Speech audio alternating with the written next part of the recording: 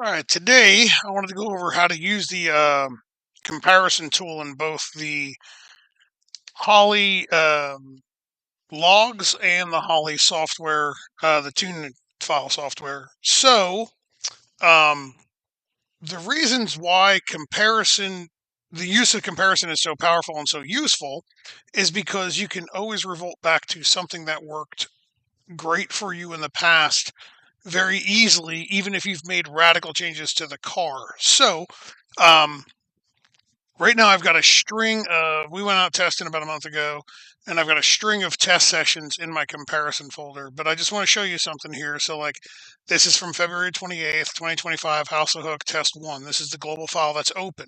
Okay. Now, if we look like our boost curve, like 9.5 psi, we leave on, and then we're ramping to 35 pounds of dome pressure at 1.6, yada yada, basic normal stuff. Okay. So now let's go to the comparison right here. So click on this, gives you a warning. You're going to blow your stuff up if you're not an idiot. Hit OK.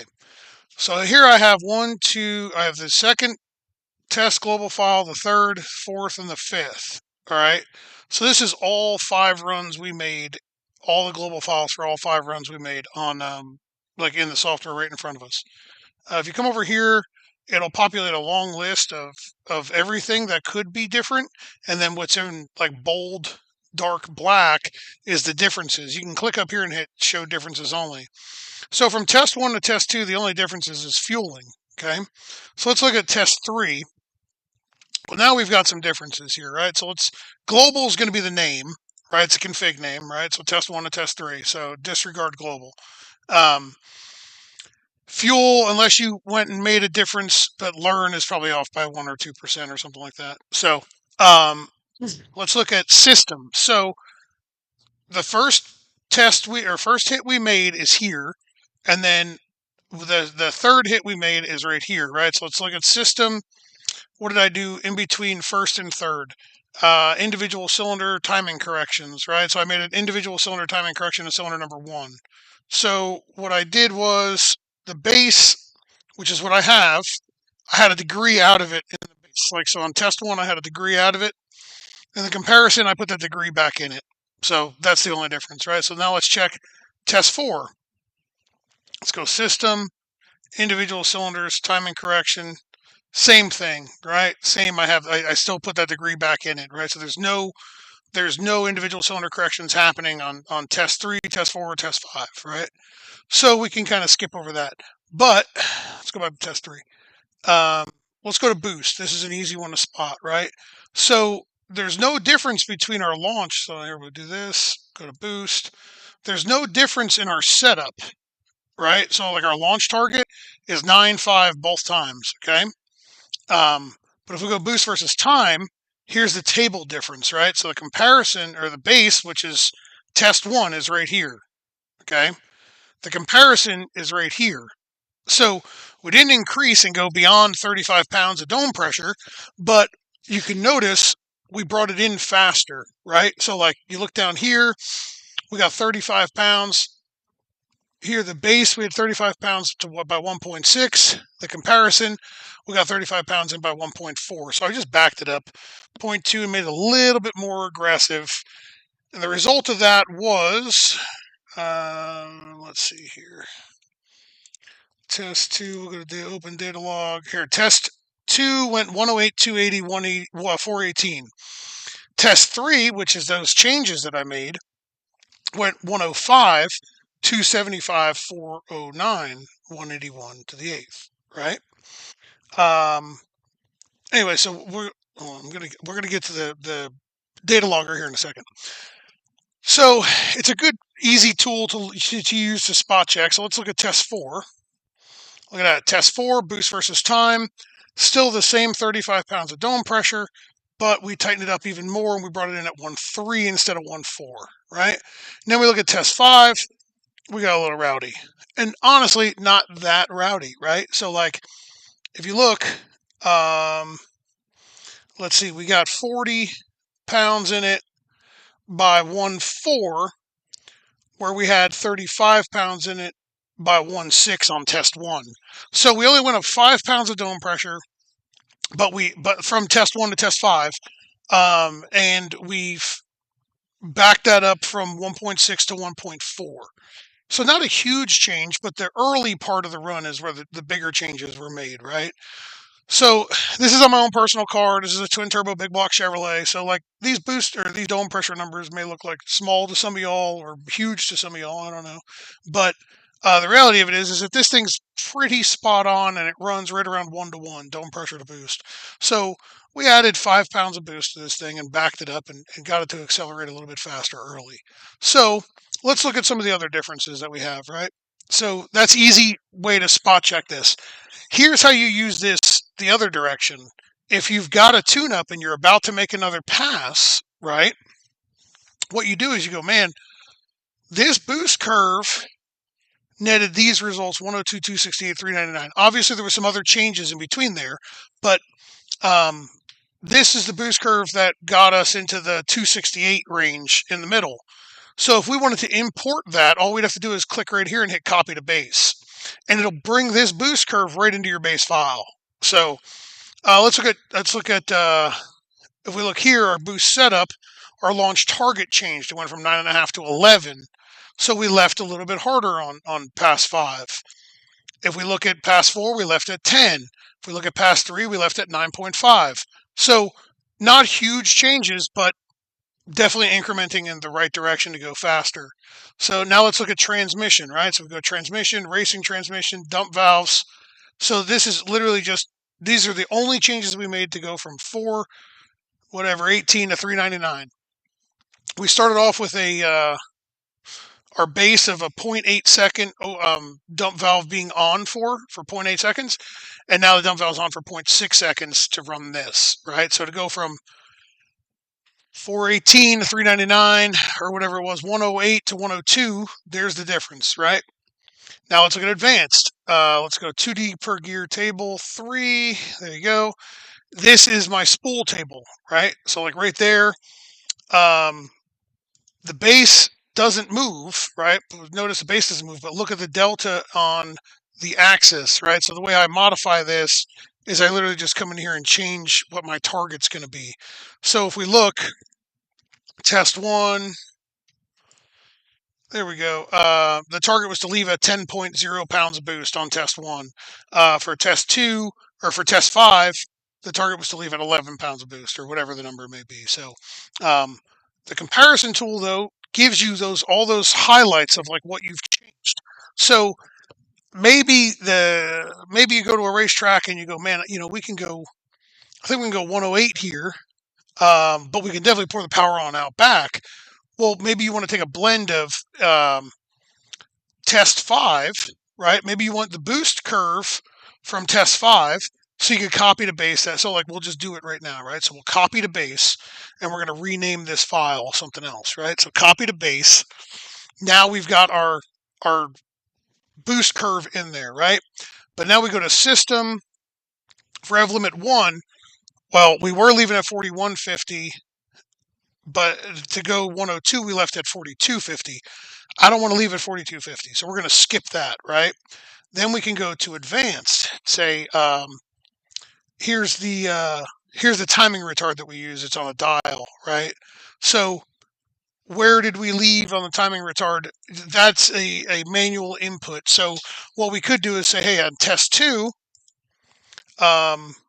there's no change from where we're at now, but on test 5, we got more aggressive with the timing retard, or less aggressive, I should say, with the timing retard. So that'll be a manual input change that we make based off of like where we turn the dial inside of the car. But maybe we don't trust the surface for the first 60 foot, so we leave the output duration for the dump valve on at 0.8. So yeah, we've got the more aggressive boost curve from this faster run, but we don't have anything else from that faster run, right? So maybe this goes like a 403 or something like that, 404, and it goes a 104 60 foot instead of a 102. So this comparison function makes quick work of getting down a racetrack. So if you want to add something to the comparison function, you just click right here to open compare, and then here, global files. So let's go, let's see. Here, there we sucked. There we go. There you go. So now we've got a dramatically different, like, look, and I got the dump valve opener for 1.25. Well, maybe we really need to slow this thing down early. We're going to leave the boost curve the same, but we're gonna copy this over, and instead of having a 0.8 delay, we're going to have a 1.25 delay before we shut the dump valve. So now we can copy that over. What else is different in the transmission? Well, the shift output, right? So the 1-2 shift was 8,300 at House of Hook testing. It was 8,000 at Greer, right? So let's just copy to base that. Go to transmission again, shift output setup, and that was 8,600. Now it's 8,000, so we can copy that again. If you want to copy over the entire, like, launch target, boost versus time, all you have to do is click on this and hit copy to base. It'll bring up the whole thing, and notice that boost is now, there's no difference there. So you'd hit this, notice boost is light gray as opposed to black, which means there's no difference. So we just made a whole bunch of changes based off of a couple different tune-ups that we had, which will net us a completely different result. So it's nice and easy to go back and look through your old files. That's why it's important to name them, save and save often, and rename them stuff that makes sense to you, right? So now let's look at the Datalog in the same way. So here we are on the Datalog software. Hold on, let me close this. So here's our House of Hook. So it's got test one global file in it, right? Which is the global file that we were just messing with. And this is the log from it, right? So 10 pounds of boost, right? Because that was our target. Remember, that was our target to leave on. So I left right on 10 pounds of boost, because we shove all the timing back in it when it hits the 10.1. Like if you look at here, right there, it reaches 10 pounds of boost right there.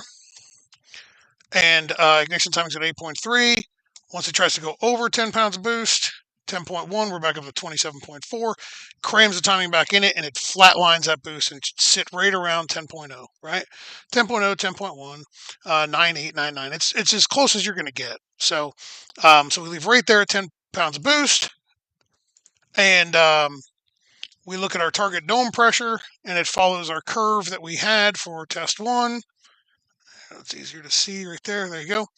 There's that purple line.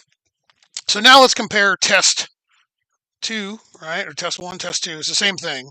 I just happen to rename them. Let's go to data logs. There we go. There we go. Let's compare that to 3, test 3, right? So there you go. I put the ET and all the information right here, right? So it's 108. Test 2 went 108, 280, 418. Test 3 went 105, 275, 409. So let's look at the differences. So we add a comparison. We clicked right up here, and I opened up a comparison data log, and you just watch what I did.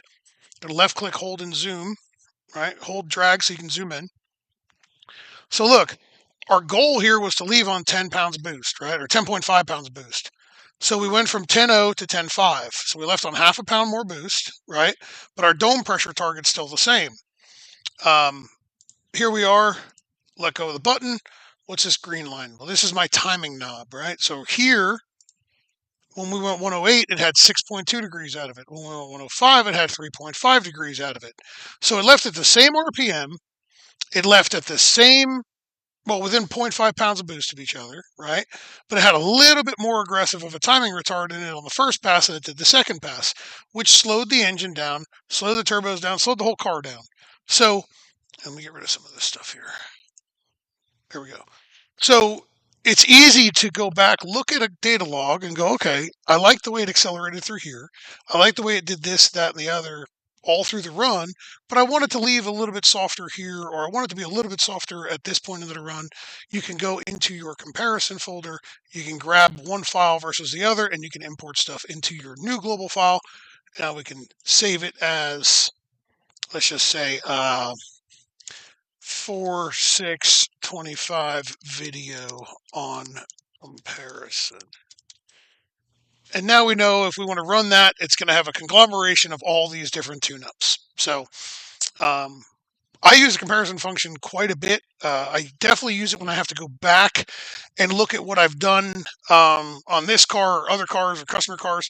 It's very, very helpful to look through this stuff and find out why you went, XET here, and maybe you need to try to replicate that same ET somewhere else. So, I don't know. I use comparison a lot. Hopefully, this helps you. Hopefully, this breaks it down and kind of like lets you understand how it functions, how it works. But you can see here, our target boost was the same. You know what I mean? Like it did the same thing. It's just it's all in how we manipulated it early in order for the car to accelerate a little bit better early. Like RPM trace is kind of laying over top of each other in second gear. So um, the way I did that was literally just working with the comparison function. So um, in between rounds. So and now if we can compare it, so like people want to see this, I'm sure I'll get messages about this. So go to data logs. Why don't you show us the 399 run? Here, we'll just look at that. This is going to be a dramatic difference. So from 100 yards away, it doesn't look that big of that dramatic, right? It doesn't really look that dramatically different, but it is, right? The car accelerated a lot harder. So there we've got the same 3.5 degrees of timing retard out of it, but we're up 100 RPM. We're up a pound and a half of boost, right? And then look at what actual boost does. Boost is way more aggressive, and we make a total 41 pounds of boost is about where we average, going down the racetrack, 41.8, somewhere in there, right around 41, 42 pounds of boost going down the racetrack. I didn't turn the lockup on either run, so I still have no lockup. There's plenty of left in this thing, but I shouldn't say plenty. There's a little bit left in this thing that we're going to get after and hopefully find, but I just haven't had the chance to do it yet. So hopefully some of this stuff answers how I go about tuning these cars using Holley. In my opinion, the Holley has the most versatile software and easy to navigate software out there. So it makes life a lot easier between rounds, a lot quicker between rounds. So um, let me know what you think. Let me know if this taught you anything. Have a good time at the racetrack. See you.